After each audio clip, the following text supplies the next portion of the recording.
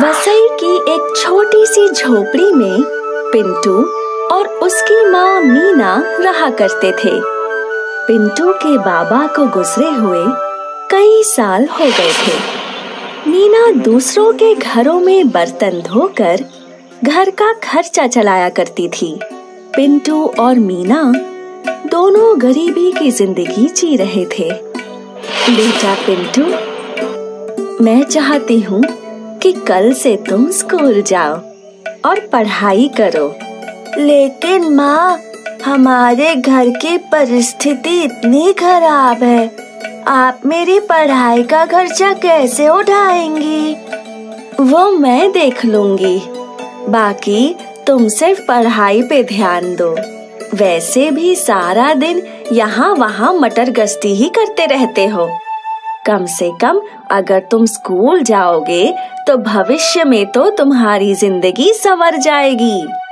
ठीक है माँ, लेकिन मैं भी कुछ काम ढूंढकर आपकी मदद करूँगा। हाँ ठीक है।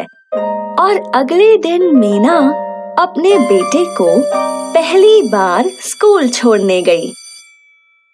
मीना बहुत खुश थी और अपने बेटे को स्कूल में जाते देख उसके आंसू नहीं रुके।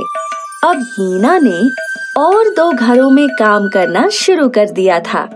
पिंटू स्कूल से लौटकर अपनी माँ मीना की राह देखने लगा। माँ को अब तक तो लौट आना चाहिए था, कहाँ रह गई माँ? पिंटू काफी देर तक राह देखता रहा और फिर मीना लौट आई। कहाँ रह गई थी आप?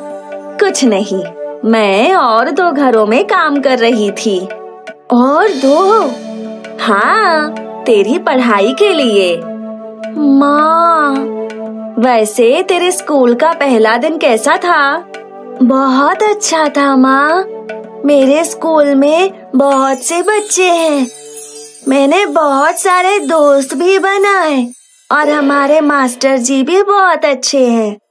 अच्छा है, अच्छा है। तुम अच्छे से पढ़ लिख कर बड़े ऑफिसर बन जाओ। और माँ, मैंने अपने लिए काम भी ढूंढ लिया है। कल से मैं रोज पेपर डालने जाऊंगा, जिससे आपकी कुछ और मदद हो जाएगी। मेरा लाडला।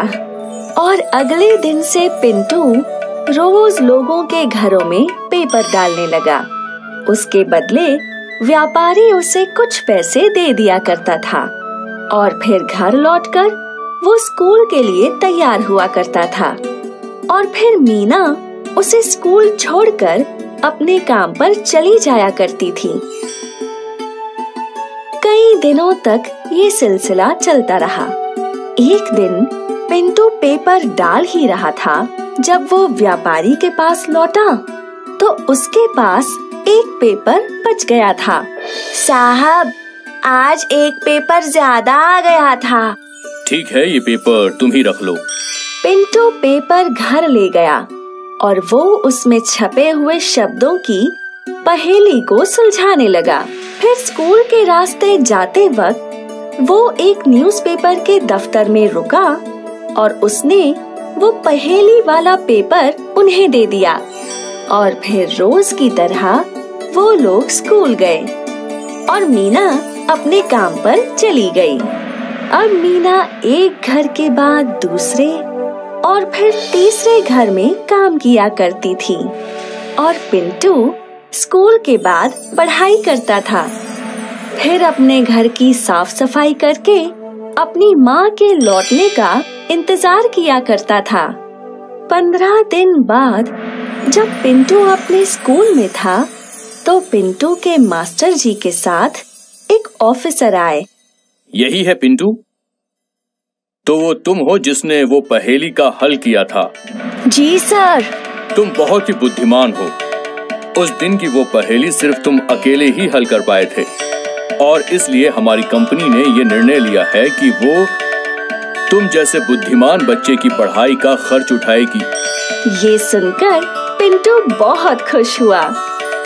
स्कूल के बाद वो घर पहुंचा और आज वो अपनी माँ का बड़ी ही बेसब्री से इंतजार कर रहा था। और आज जैसे ही मीना घर लौटी, पिंटू ने अपनी माँ को गले लगाया। माँ, माँ, माँ। अरे क्या हुआ? माँ, अब से आपको ज्यादा काम नहीं करना पड़ेगा। और वो क्यों? क्योंकि वो पेपर वाली कंपनी वालों ने मुझे स्कॉलरशिप दी है। मतलब अब से मेरी पूरी पढ़ाई का खर्चा वो संभालेंगे। मीना भावुक हो गई। उसने पिंटू को गले लगाया और फूट फूट कर रोने लगी।